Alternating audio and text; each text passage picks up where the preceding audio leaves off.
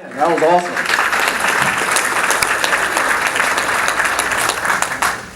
My name is Mitch Vernazza. I'm the sergeant with the Sheriff's Department.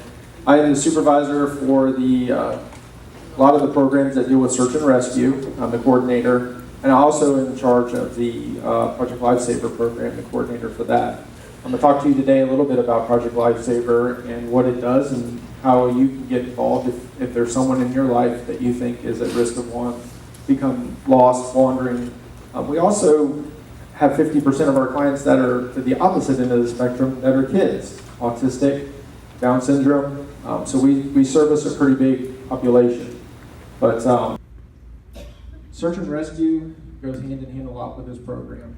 I can't tell you how much when she started talking about the lost person behavior profile, how immediately my ears perked up. Because she's right, there's a lot of set behaviors that are associated with the progression of the disease, and it really does impact your lives.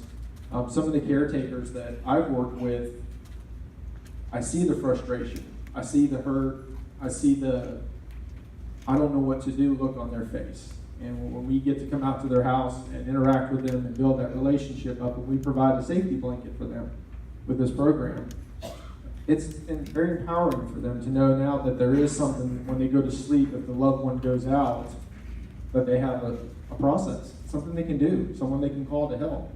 But I encourage all of you. I recently spoke at Skyline Nursing Home. There is a support group that they formed themselves for caregivers. And I expected to go in there and talk about Project Lifesaver, but the whole time we actually sat there and talked about stories of the frustrations of what each caregiver was going through.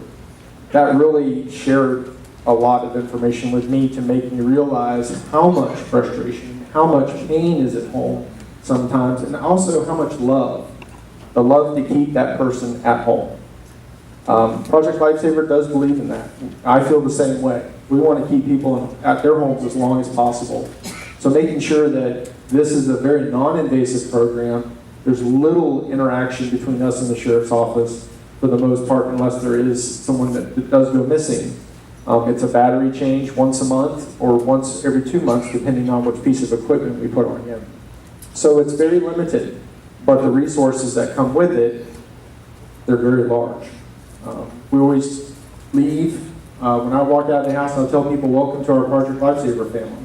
You're part of our family, and every person in Brown will do everything for you that you ask. If you need help bringing wood in, we will help you. But it does mean a lot to us. We've been doing this since 2006. We have about 16 clients on it right now in Shenandoah County, which is just a small portion of the people that probably do need this. So talk about this with your friends. It's hard sometimes, but I'll try to give you some tips on how to break the ice and talk to mom or dad about this project and maybe being a part of that program. I'm going to skip the video because she already talked about a lot of those things. I've learned really quick when I go into a house to talk to somebody about Alzheimer's, they don't like to use the word Alzheimer's. They like to talk about the forgetting disease or old timers. So I try to go along with that because I know it makes people feel uncomfortable sometimes. It's kind of like when you have to go to the dentist and you know there's something wrong, you kind of go, I don't want to hear the word root canal because it's not good. But so we talk about things in the general terms, being very respectful. I learned also early on when I'm talking to somebody, even though the kids are there talking and telling me what's going on, I'm looking at mom or dad and speaking to them because this involves them. I give them that respect. They deserve it. It's important to do that. And we always bring up the pink elephant in the room.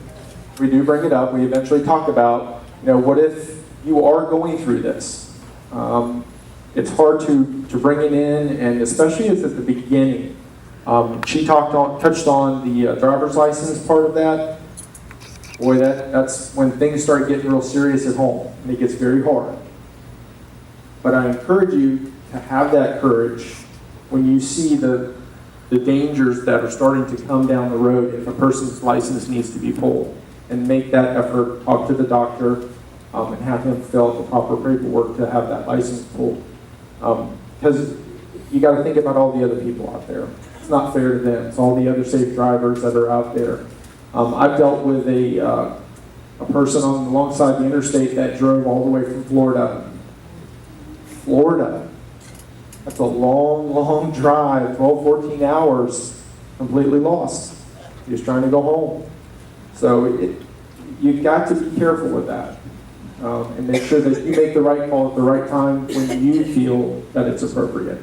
Hopefully the other person that you're trying to get their license will see that this is a problem and go ahead and go along with it.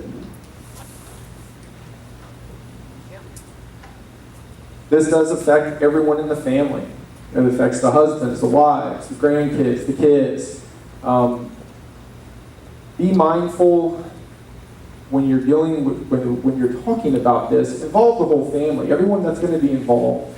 For Project Lifesaver, it's a big deal because there has to be somebody there all day long. Someone needs to be home with the caregiver or the client to make sure that they can report a person missing. Project Lifesaver works off of a radio frequency, and I'll show you here in just a couple seconds what the equipment looks like, but it's not GPS. GPS is great, except for, imagine if all of you were on Project Lifesaver and you all came here, GPS would not work because there is a roof over your head, and it would block the signal. So GPS is fouled that way. If you go into under tree canopy or you go underneath something, it does not work. Project Lifesaver is a frequency-based transmission that is broadcasted every second of every day, the entire time you wear it. So it's a lot more effective. The downside is I have about a 1.5 mile window to get to where you were last seen and figure out which direction you're in, and then go. So it is limited on the distance and the direction it traveled. I've been on maybe 12 or 13 searches for somebody, and the longest one I had was a person was gone for 4 hours before they reported it. And that took a little driving around, hoping to get a signal, and eventually we did. He made it from Newmarket down to Smith Creek Road, almost to Rockingham County, before we were able to pick him up. But the Project Lifesaver does work.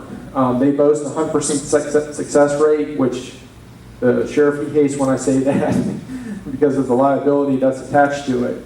But it is a very effective program. If you have people that understand the project, how it works, and implement it correctly, it is a very solid piece of technology to go out there and find someone very quickly that gets away from the house. Talked about it's non-invasive. It's about a 10-minute visit once a month or every other month. It costs $20. The funding for Project Lifesaver is 100% community driven, which means none of it is in the sheriff's budget. They won't approve it, which is sad, considering they talk about the majority of the population of Shannon County is a senior population. So they should be thinking about this. If you have a board member and you do have communications with them, I would ask them about that. But it's 100% funded by people who give donations. We go to churches and they provide the money. We have to buy the equipment to put on the person. It's about a $240 transmitter. We pay for that up front. We put that on the person. It's only $20, and that's to cover the battery and the band. The band has to be cut off every time because it doesn't get removed. It's not like a watch where you can take it off. It is waterproof, shockproof. You wear it all the time. The only thing it doesn't agree well with is the MRIs and CAT scans at the hospital, and they'll cut it off before you go in. But the folks up there know if they see one of those to say that, not throw it in the trash. When you're approaching somebody about Project Lifesaver, I've also learned that we're not trying to change what you're doing, we're trying to keep you where you're at. I think it's important to keep people at home because quality of life is very important. Being around things that you're familiar with and being around people you're familiar with is important. So I would like to support that. And this is a program that can help you stay home longer. So take that opportunity. It's a security blanket if something the unthinkable were to happen, basically. And it gives you that freedom of going out there. And being able to do things. You can go to any county around us, and if your person goes missing, they all have Project Lifesaver. Project Lifesaver is a national program. Triple A, I believe, still does it. If you were to take a vacation, you can go on there and plan your trip, and they will make it so that you stay in places that are Project Lifesaver communities, which is really neat. At least 4 times during the summer, I'll have somebody call me from Newmarket that's staying at the battlefield. They're taking it in, and they have a child, or there's a senior there that has dementia, Alzheimer's, and they let me know they're in the county. And that's how it works. We take care of each other's clients. But Rockingham, Page, Shenandoah, Warren, Loudon, everybody around us has it. So you can go to the mall, you can go do things, and then not have that fear of if mom or dad walks off. There is a solution. You call 911, tell them your Project Lifesaver, and off they go. They start the process. This is what the equipment looks like on the wrist.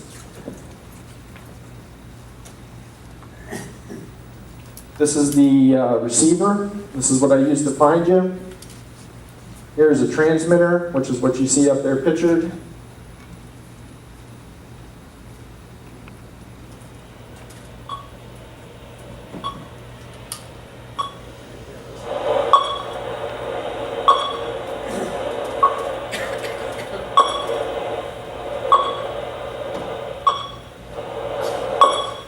As you notice, as I pointed at it, it actually got stronger. So it's able to figure out what direction the person is. Up or down, left or right. It gives me that.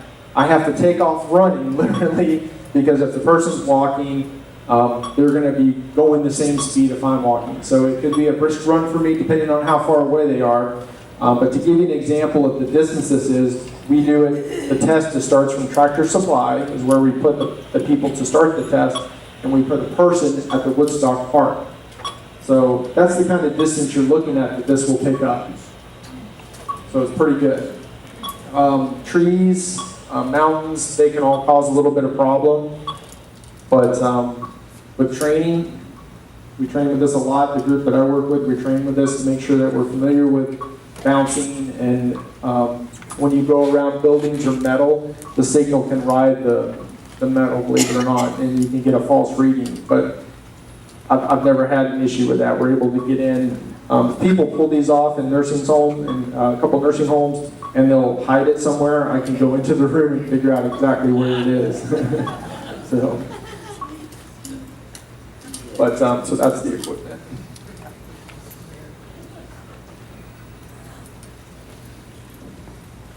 Talk to you about the GPS, cellular. I'm sure this company down the road is going to try to get some multiple type scenario where it's got GPS or GPS assist, which is what your cellular phones use. The downside is everything is revolved around the battery life. Once you activate the GPS, battery life is going to be for maybe 6 to 8 hours, whereas it is now, it's indefinite until that 30 days is up. So we don't have to worry about that. You don't have to worry about the government turning off GPS in the area or the cellular towers being overloaded from a crisis situation to go out and search either. And the reason we keep track of these is so that people don't put it on their dog or their husband or their wife. So, but if you are interested, please contact the Sheriff's Department and ask for Officer Mitch. That's me. That's the easiest way. My last name is Vernazza. You'll never remember that, but you will, Mitch. We will have a meeting to go over the paperwork and talk about setting up the fees, how that works. There's a legal liability waiver, and then that's it. Again, it's very non-invasive. It's to help keep you where you're at, but give everyone around you a security blanket. If the unthinkable were to happen, we can help you. We can be there. Any questions? Yes, ma'am. Can they be worn on the ankle as well as the wrist? Absolutely. I have younger clients that are textile, autistic kids that don't like to be touched, so we have to put it in their shoelaces. They will wear their shoes religiously. They will not. They don't want to touch the ground, so they wear their shoes no matter what. We do that.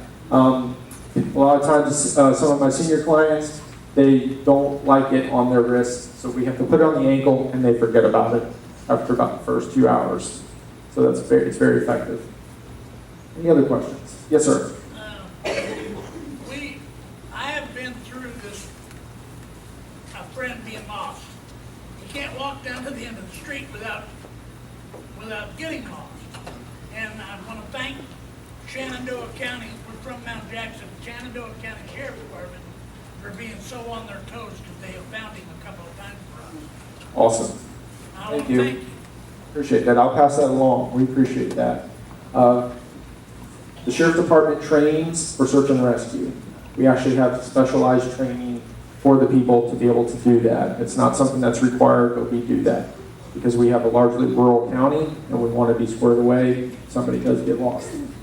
If there's no other questions, I'd like to thank you for the opportunity to come and speak with you. If you do want more information, I'll be in the back. I'll be around during lunch, and you can come up and ask me for any other information if you would need it. So thank you very much. Thank you very much, Ned.